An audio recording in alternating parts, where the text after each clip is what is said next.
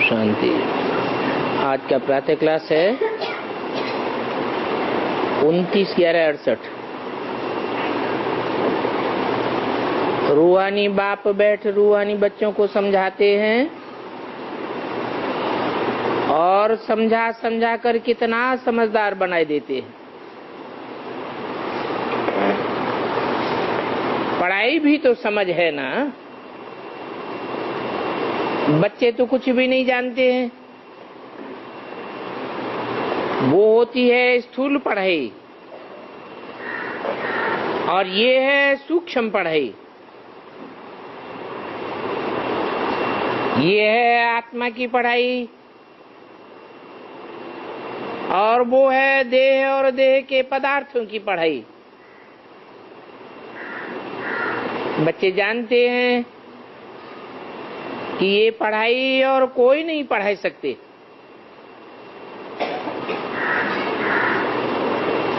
बाप ही पढ़ा सकते हैं। बाप आए ही हैं पवित्र बनाने और पढ़ाने के लिए। और एम ऑब्जेक्ट भी तुम्हारे सामने खड़ी है। तो बाप को याद करके बहुत खुश होना चाहिए।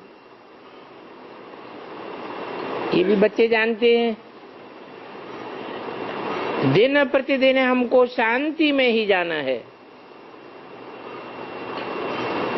ये अशांति की दुनिया है।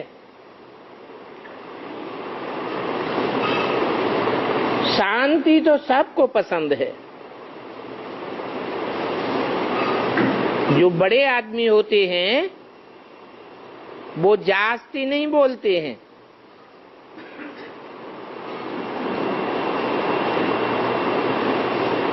और जोर से भी नहीं बोलते हैं।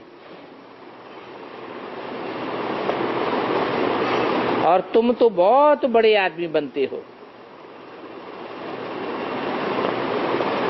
और वास्तव में तुमको तो आदमी भी नहीं कहेंगे।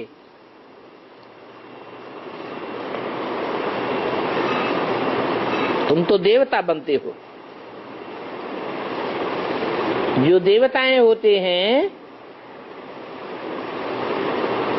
उनकी तो भाषा ही इशारे की होती है। उनका बोलना बहुत थोड़ा होता है। तुमको भी अभी देवता बनना है तो टाकी से बदल करके साइलेंस में जाना है। शांति में रहने वाले के लिए समझेंगे कि इनको अपने ऊपर अटेंशन है।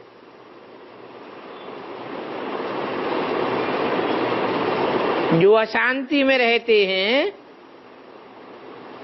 उनके लिए समझा जाता है कि इनका अपने ऊपर ही अटेंशन नहीं है। तुमको तो शांति धाम में जाना है। तो बच्चों का बोलना भी बहुत आस्ते आस्ते होना चाहिए। आहिस्ते बोलते बोलते आखिरी शांति धाम में चले जाएंगे। जितना तुम शांति में रहते हो उतना ही संसार में शांति फैलती है। तुम्हारे शांति के वाइब्रेशन सारे संसार में फैलते हैं। तो तुमको बहुत शांति में रहना चाहिए। आवाज से बात करना तो अच्छा ही नहीं लगता और क्रोध भी अच्छा नहीं है। ऐसे तो कोई भी बेकार नहीं रहना चाहिए। अपन को देखना है कि हम कोई से लड़ते झगड़ते तो नहीं हैं। बाप ने समझाया है हियर नो इविल बातें। ऐसी बातों से किनारा कर देना चाहिए। किनारा कर देंगे तो दोनों का मुख बंद हो जाएगा। हर बात में दैवी गुणों की धारणा करनी है। कोई आवाज करे, बोलो शांत हो जाओ, आवाज मत करो। सतयुग में कितनी शांति रहती है। मूल वतन में तो है ही शांति, वहां तो शरीर ही नहीं होता है, 5 तत्व ही नहीं होते हैं, तो फिर बोलेंगे कैसे? यहां तो इसी दुनिया में आत्मा आती है तो 5 तत्वों को धारण करना पड़ता है। ये 5 तत्व तो जड़ हैं, इन जड़ तत्वों के प्रभाव में नहीं आना है।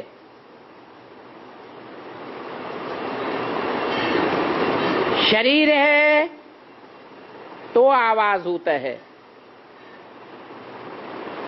शरीर ही नहीं होगा तो बोलेंगे कैसे? तो शरीर से परे हो जाना चाहिए। परंतु ये बातें तकदीरवान की समझ में आवेंगी। जिनकी तकदीर फूटी हुई है वो तो इन बातों को समझेंगे ही नहीं। जो फूटी तकदीर वाले होते हैं वो इन बातों को न सुनते हैं न अमल करते हैं। जो अमल करते हैं, श्रीमत पर चलते हैं, उनकी ही ऊंची तकदीर बनती है। अभी बाप मत तो बहुत अच्छी देते हैं, समझाते हैं तुमको कहां जाना है, जाना है शांति धाम, तो शांत में रहना चाहिए। टाकी से मूवी में आ जाओ तो फिर तुम सब शांत साइलेंस में चले जाएंगे, फरिश्ता बन जाएंगे। जो भी मिले उनको यही पैगाम देते रहो।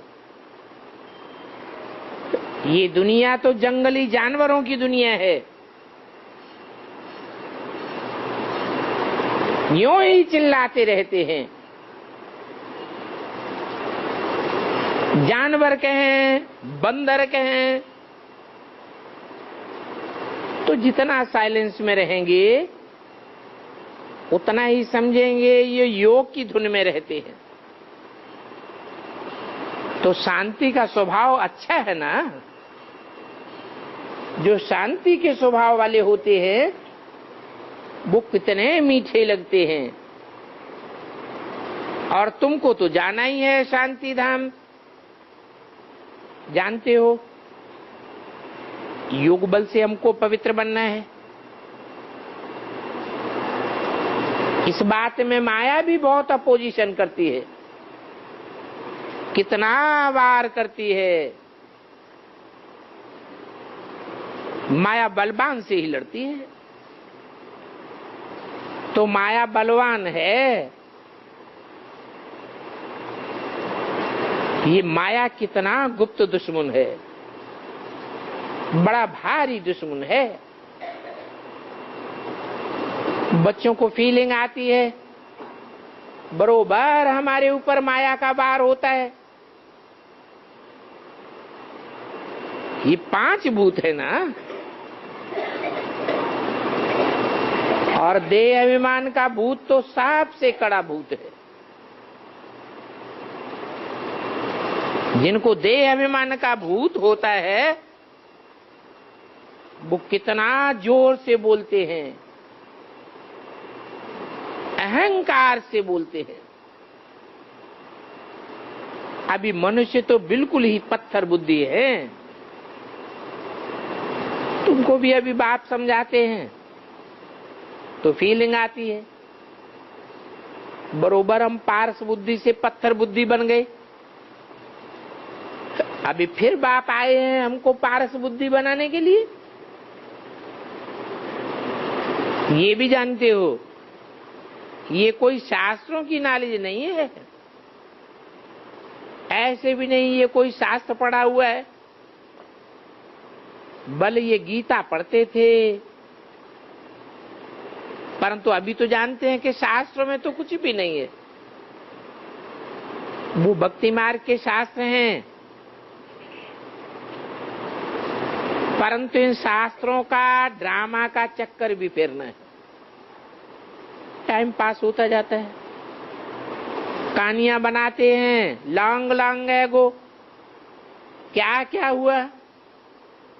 बाप बच्चों को मीठी मीठी कहानियां बैठ सुनाते हैं। थोड़ी सी बेहद की कहानी है, समझाते हैं 5-4 वर्ष पहले इन लक्ष्मी नारायण का राज्य था,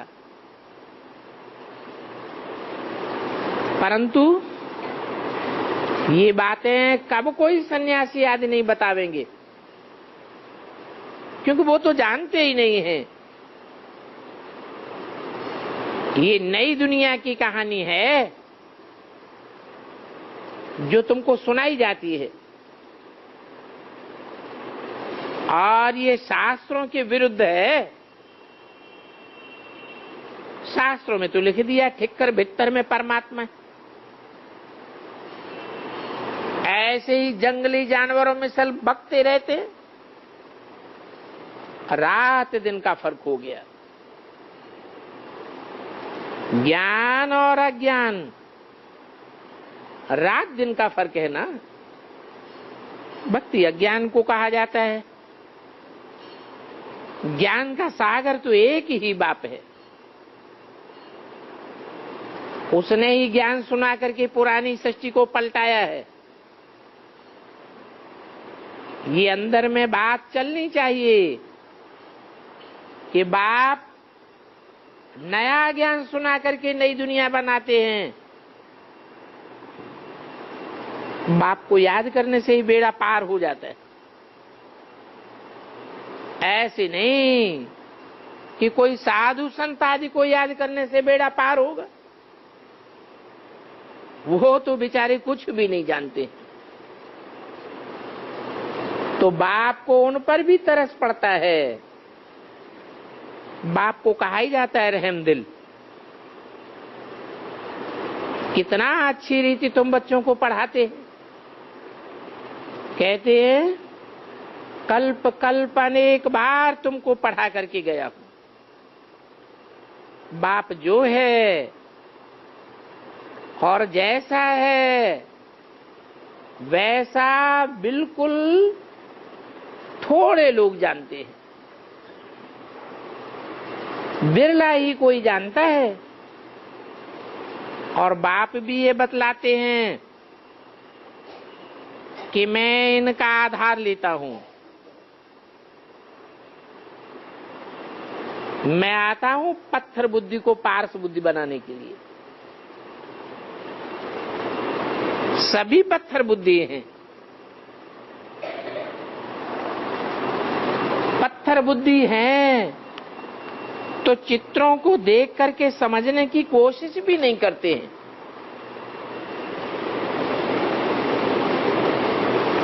उनतीस 1168 की वाणी का दूसरा पेज। ब्रह्मा को देख करके ही कितना नाराज हो जाते हैं। उनसे बोलना चाहिए कि ब्रह्मा की तो पूजा भी नहीं होती है, मंदिर भी नहीं बनते हैं, मूर्तियां भी नहीं बनती हैं। हम कोई ब्रह्मा को भगवान नहीं मानते। ब्रह्मा तो देवता भी नहीं है। देवताओं को दाढ़ी मूछ होती है क्या? बोलो, भगवान तो निराकार है।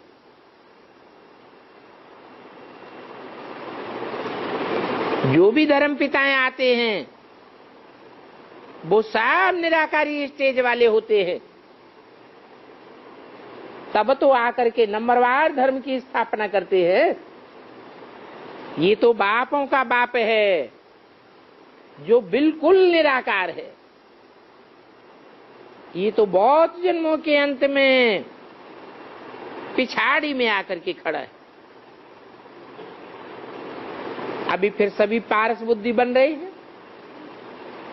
तुम बच्चों के सामने ऑब्जेक्ट खड़ी है, तो ये ज्ञान है ही बहुत शांति का। इसमें कोई वेद शास्त्र आदि पढ़ने का नहीं है, कोई संस्कृत के श्लोक गाने का नहीं है। और सतयुग में तो न भक्ति है न ज्ञान होता है, वहां तो सुख ही सुख है। कहेंगे ज्ञान की प्रारब्ध है, वहां न संगम युगी ज्ञान रहता है।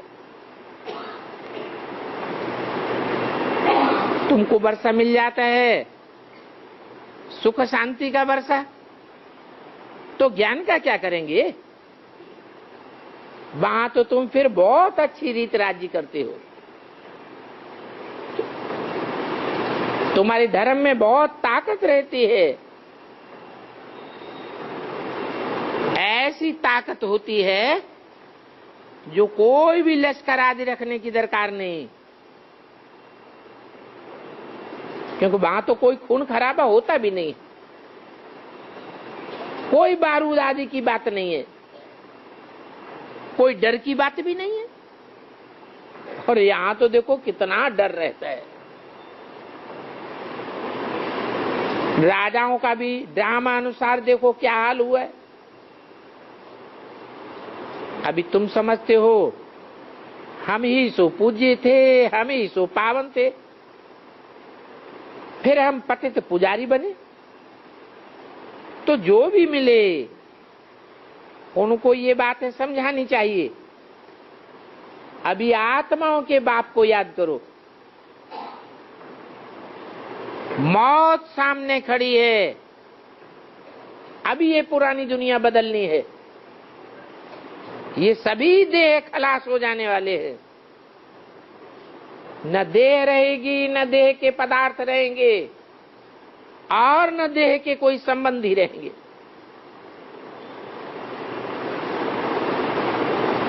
ऐसी बातें सुनाते रहेंगे तो कुछ न कुछ असर पड़ेगा।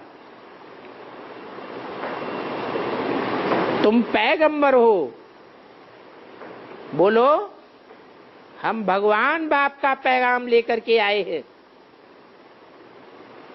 तो सभी के ऊपर तुम्हारी मेहर होनी चाहिए। मेहर करने वाले बाप की याद में बड़े शांत रहते हैं। सिर्फ पैगाम देना है, बेहद के बाप को याद करो तो बेहद की सुख शांति मिल जाएगी। लौकिक पाप के पास तो बहुत धन होता है,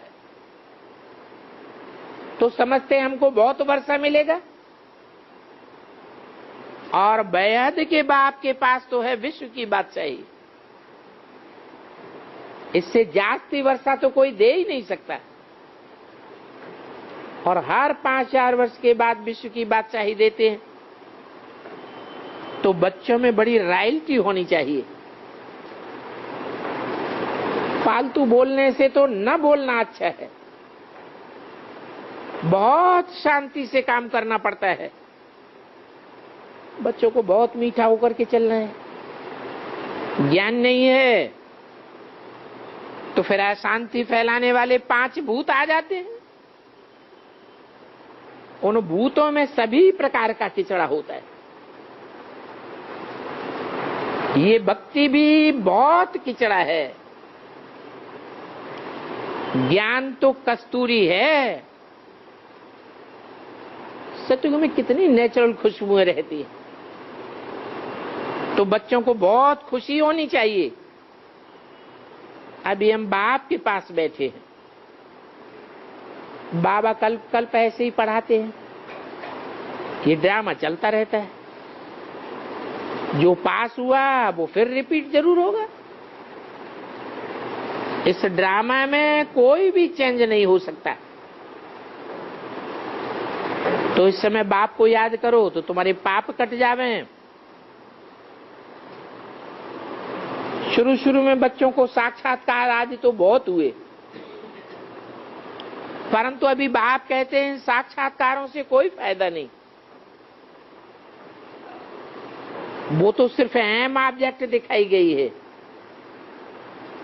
परंतु दैवी गुण भी धारण करने हैं। ऐसा लक्ष्मी नारायण मिसल बनना है। बाप बच्चों को समझाती तो बहुत अच्छा है, परंतु पत्थर बुद्धि है तो कुछ भी बुद्धि में नहीं बैठता। बाप कहते हैं याद से ही पाप कटेंगे और तुम स्वर्ग में चले जाएंगे, तो वहां बहुत सुख शांति महसूस करेंगे। और ये बातें किसी को सुनावेंगे तो वो भी खुश होंगे। नौकर चाकर होते हैं उनको भी ये शिक्षा देनी चाहिए कि बेहद के बाप को याद करो तो तुम्हारा भी बेड़ा पार हो जाएगा, तुम पावन बन जाएंगे, तो जन्म जन्मांतर की दास्ता से छूट जाएंगे। तुम बच्चे जानते हो हमने एक बार ऐसे पतित से पावन, पावन से पतित बने हैं। दुनिया में तो मनुष्यों को ये बात भी नहीं मालूम है, इसलिए कोशिश की जाती है बड़े बड़े आदमियों को समझाने की कि कुछ तो पैगाम सुने। एक सेकंड में जीवन मुक्ति का गायन है, और जीवन मुक्ति तो राजा की भी होती है तो प्रजा की भी होती है।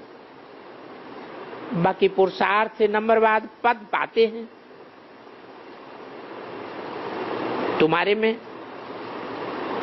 ये ज्ञान है, लिखा हुआ है, ये ज्ञान रिलीजियो पॉलिटिकल है, वो तो जिस्मानी ज्ञान है, तुम्हारा तो रूहानी ज्ञान है।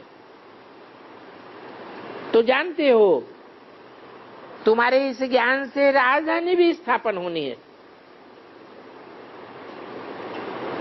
तुम माया के युद्ध के मैदान में हो, परंतु इनकॉग्निटो पॉलिटिकल हो। तुम बाप से विश्व की बादशाही पाते हो। तुम्हारा ये राजयोग बहुत मशहूर है, बाकी तो सभी के पास हठयोग है। उन्हों की किताब आदि देखो तो कितना बंडर लगता है। तो उन्हों का भी अपना धंधा है हठ योग आदि सिखाने का, और उनके फॉलोअर्स तो देखो कितने ढेर के ढेर बन जाते।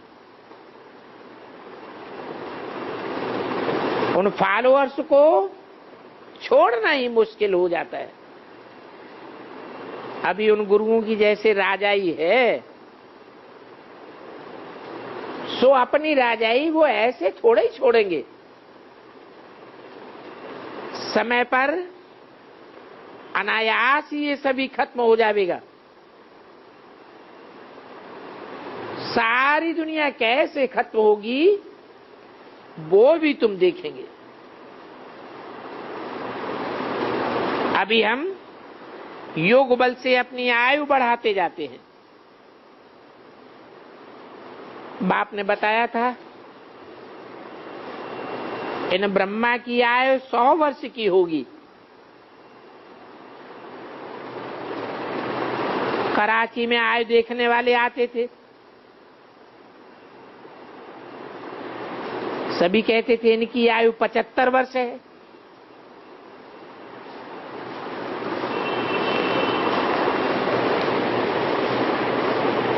अब ब्रह्मा की आयु तो शास्त्रों में 100 साल गाई हुई है। अगर बढ़े तो बहुत बढ़ जाएगी। योग बल से आयु कितनी बड़ी हो जाती है।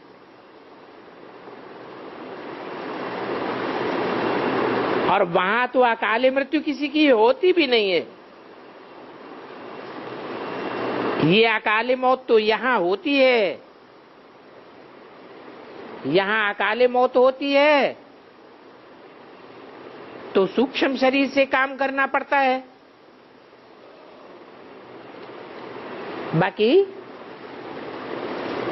ऐसे नहीं कि आयु भोगनी नहीं पड़ेगी। ये भी जानते हो गरीब और साहूकार के पद में फर्क तो बहुत होता है। गरीब अच्छी रीत से पुरुषार्थ करते हैं तो साहूकार बन जाते हैं।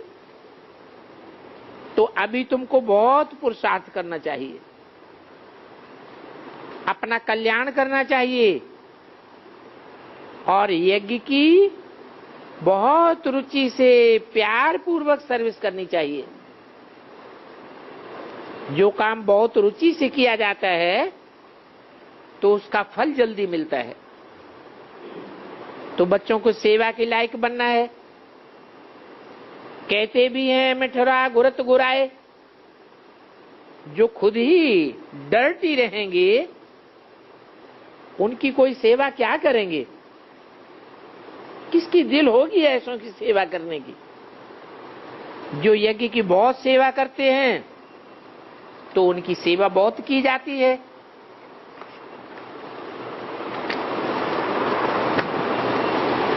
बाकी जो डिसर्विस करते हैं तो सेवा का अंश बिल्कुल ही नहीं रहता।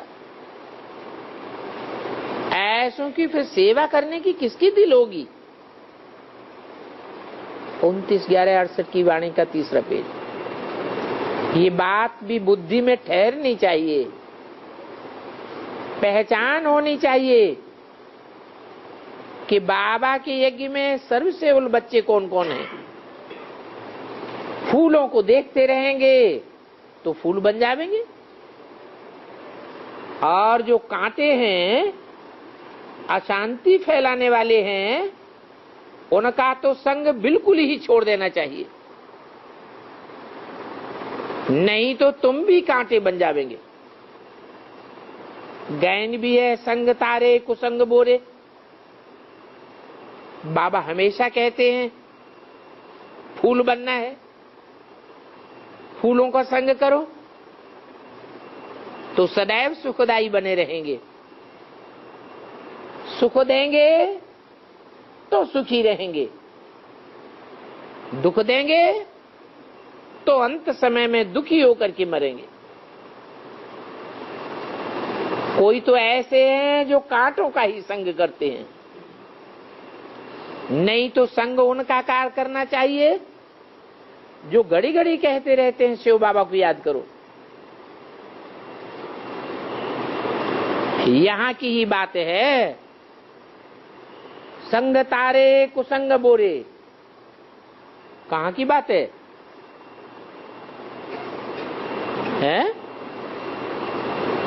अरे यहां की बात माने कहां की बात? विशाखापट्टनम की है? संगम युग की बात है। संग तारे कुसंग बोरे। कांटे झरमुई जगमुई की बातें, दूसरों की अवगुण की बातें बहुत करते रहते हैं।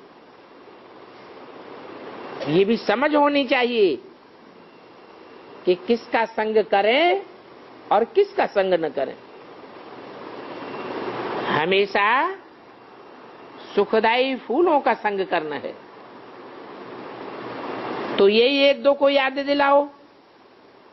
शिव बाबा याद है, इसमें खुशी भी होती है। याद दिलाने वाले को थैंक्स देना चाहिए। पतित पावन शिव बाबा को याद करो तो तुम तमो प्रधान से सतो प्रधान बन जाएंगे। सतो प्रधान बन जाएंगे तो तुमको देखते ही बहुतों को याद आवेगी। बहुत कोशिश करनी चाहिए, परंतु देखते हैं माया बड़ी प्रबल है। तुम बच्चे महारथी हो तो माया भी महारथी होकर लड़ाई लड़ती है। शिव बाबा कहते हैं जो भी महारथी है उन पर माया की नजर रहती है गिराने के लिए, क्योंकि जानते हो जो पहलवान होते हैं उनसे माया भी बड़ा पहलवान होकर के लड़ती है। गरीब से गरीब होकर के लड़ती है। माया की बड़ी भारी चोट खानी पड़ती है। माया ऐसी हरखण है जो दीवा बुझाने में देर ही नहीं करती है। 8-10 वर्ष के बाद पुरुषार्थ करते करते फिर काम से हार खा लेते हैं। इतना ये काम विकार बलवान है। देह अभिमान में आने से झट विकार मुंह दिखाने के लिए आ जाएंगे। हातिम ताई का खेल भी यहां का ही है। तुम समझते हो बाप द्वारा हम इतना धनवान बनते हैं, तो ऐसे बाप को याद करना चाहिए। कोई भी आवे पहले पहले यही पैगाम दो। शिव बाबा कहते हैं मुझे याद करो। गीता में भी कुछ न कुछ ऐसे अक्षर हैं, मन मना भव। ये वास्तव में मन मना भव का महामंत्र है, अर्थात माया को वशीभूत करने का मंत्र है। वहां तो सारी प्रकृति तुम्हारी दासी बन जाती है। तो ये बातें भूलनी नहीं है। काम काज करते शिव बाबा को याद करना है। शिव बाबा को किसके पैसे आदि की तो दरकार नहीं है। बहुत से मनुष्यों को ये ख्याल होगा कि हम पैसे इकट्ठे करें।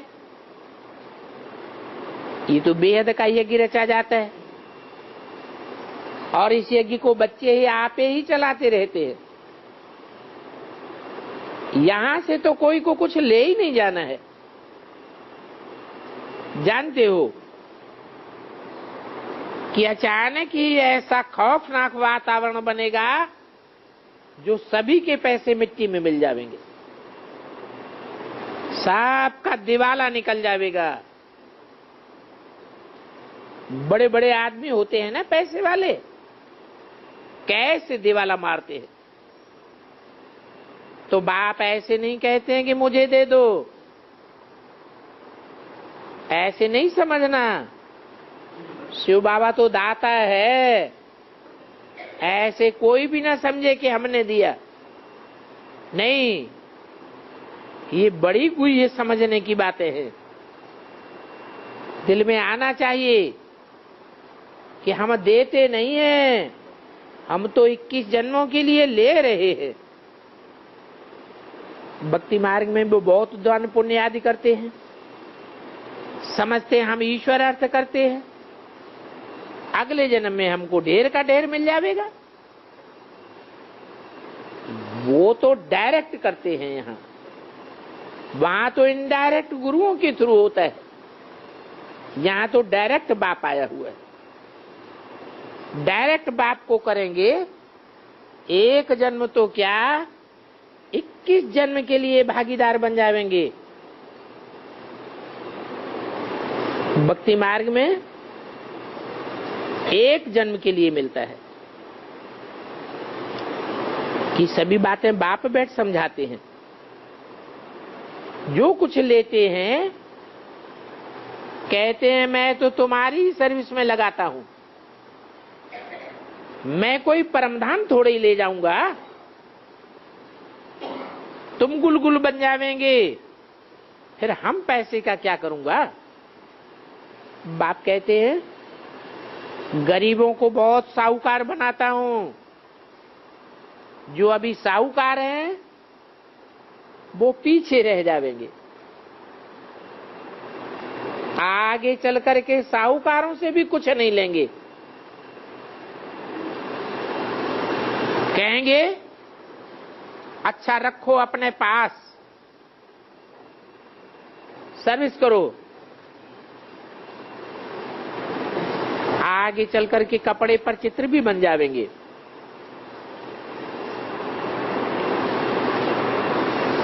जड़ कपड़े पर भी चित्र तैयार होते हैं, चैतन्य कपड़ों पर भी चित्र लक्ष्मी नारायण मिसल तैयार हो जाएंगे। परंतु अभी देरी है।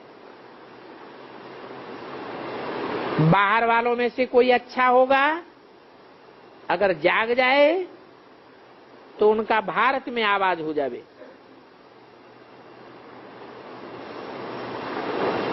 सभी कहेंगे ब्रह्मा कुमारियां ऐसी नॉलेज देती हैं जिससे स्वर्ग का मालिक बन जाते हैं।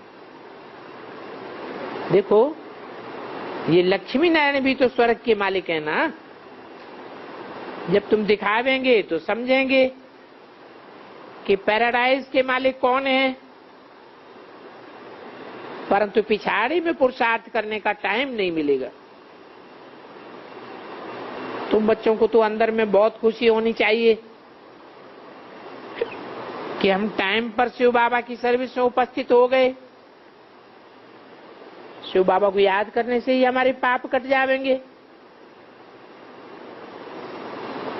शहंशाह की हुंडी की भी कितनी जिक्र होता है, बहुत गायन है। और हुंडी भरने वाला तो यहाँ बैठा है ना। ड्रामा में नूद है, कल्प कल्प तुम्हारी हुंडी भरी थी, जिससे हेवन स्थापन हुआ था, और अभी भी हेवन स्थापन हो रहा है। कोई ख्याल करने की बात नहीं है।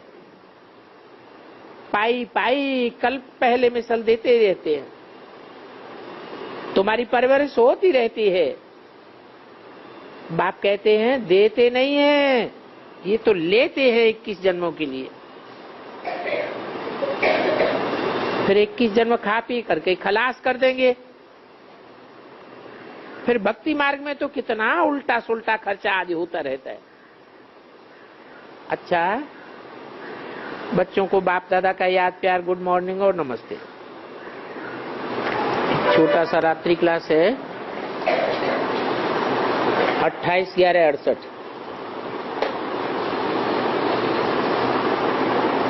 इन लक्ष्मी नारायण के चित्र को देख करके कितनी खुशी होती है। बच्चे जानते हैं कि हम भी ये बनने के लिए पढ़ते हैं।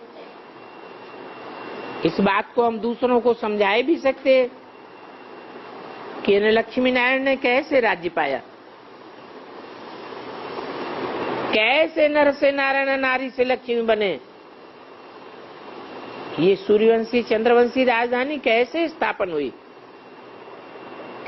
कब हुई, तुम्हारे सिवाय और तो कोई बता ही नहीं सकता। ये तुम्हारी अहम ऑब्जेक्ट है,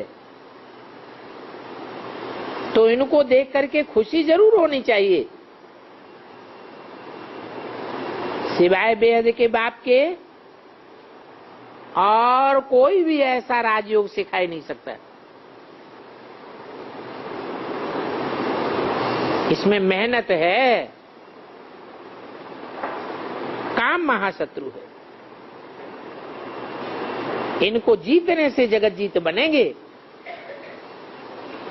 ये लक्ष्मी नारायण जगत जीत है ना। लक्ष्मी और नारायण दोनों को पवित्र गाया जाता है।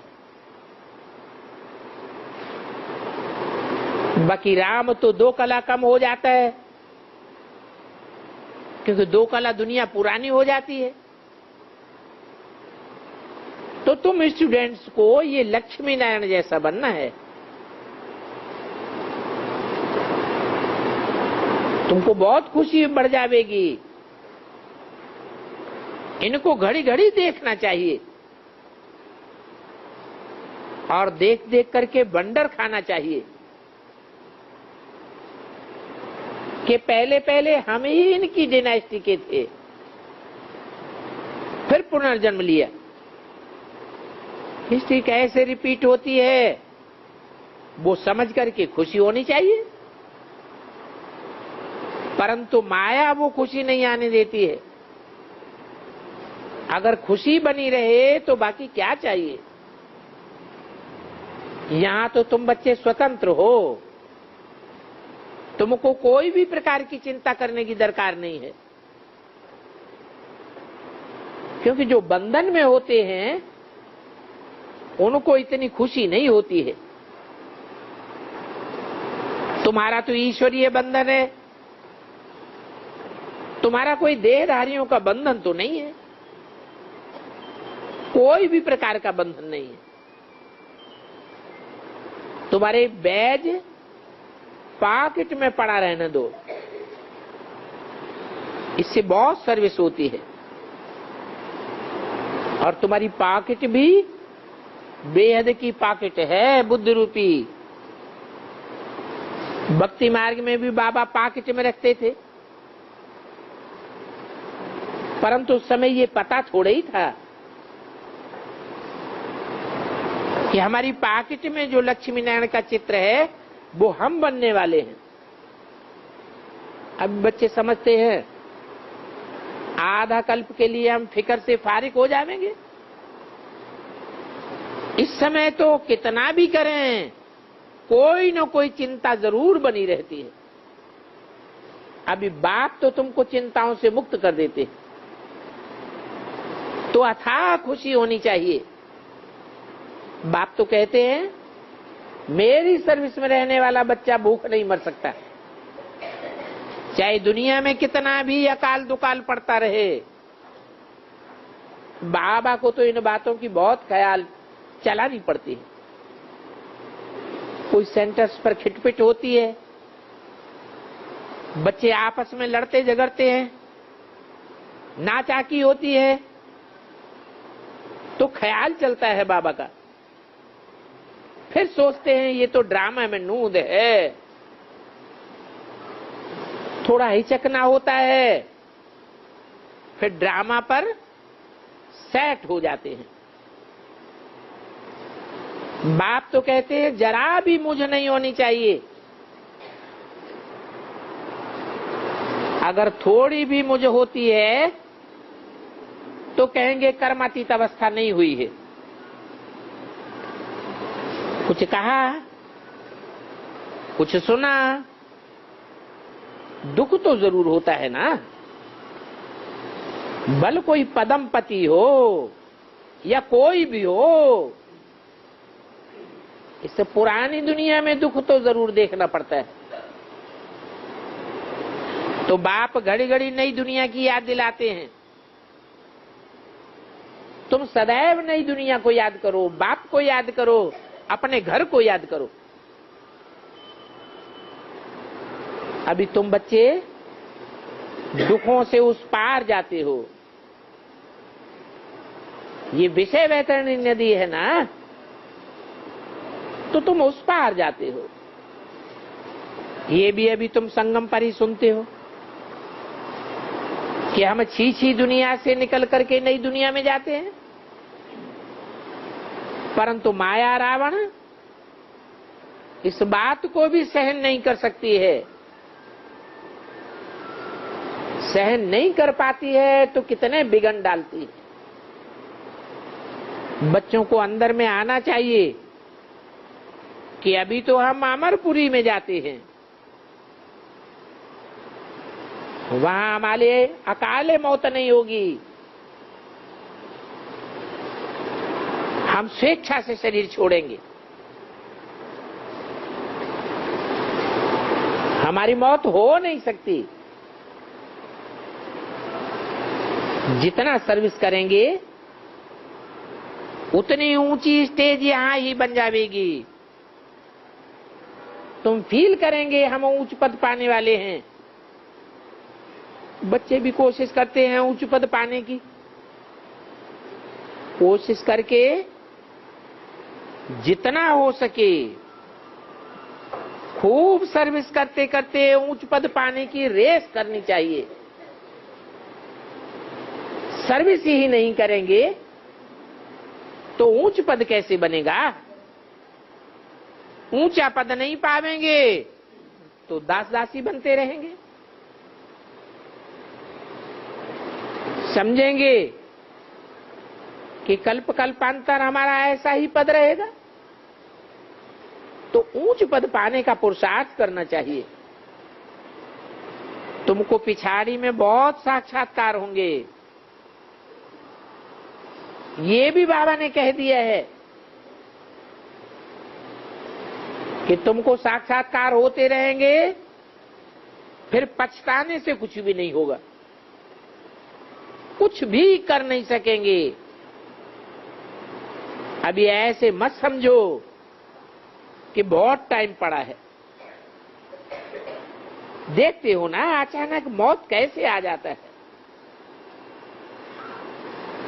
एक के बीमार होने से सारा परिवार कितना दुखी हो जाता है। ये है ही दुखदान। स्टूडेंट लाइफ में जबकि हमारे सामने अहम ऑब्जेक्ट है, शिव बाबा हमको पढ़ाए रहे हैं, तो बहुत खुशी होनी चाहिए। बाप खुद कहते हैं कि मुझे याद करो, काम जीत बनो और जगत जीत बनो।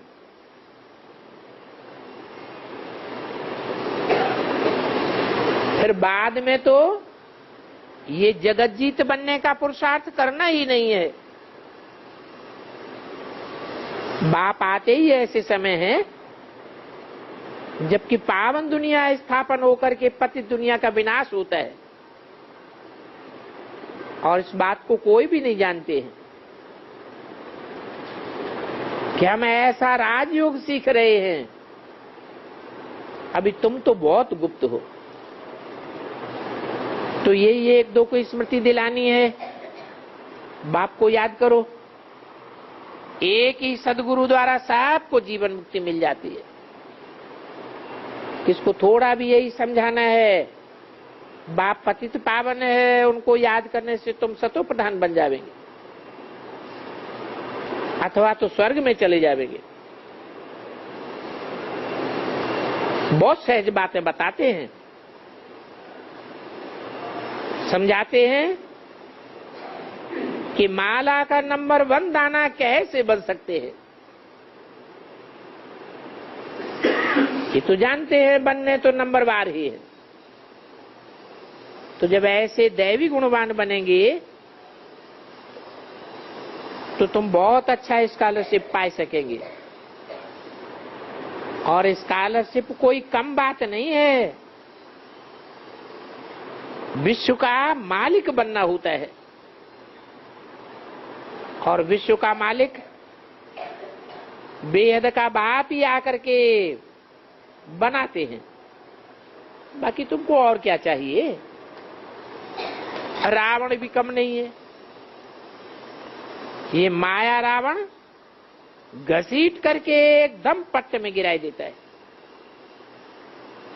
अच्छे अच्छे बच्चों को भी माया बड़ा तंग करती है। होता तो ड्रामा अनुसार है। बच्चे सुधरते जावेंगे, कहेंगे नंबरवार पुरुषार्थ अनुसार हो रहा है। इसलिए बाबा याद प्यार भी नंबरवार पुरुषार्थ अनुसार ही देते हैं। बाप की बुद्धि तो सर्वसेवल बच्चों की तरफ जाती है। जो आज्ञाकारी बच्चे ही नहीं हैं, अवज्ञा ही करते रहते हैं, नाफरमानी कर देते हैं, उनको क्या प्यार करेंगे। बाप तो जानते हैं कि कौन कौन बच्चे अच्छे सर्विसेबल हैं, अच्छी सर्विस करने वाले हैं, तो बाप का उन पर बहुत प्यार जाता है।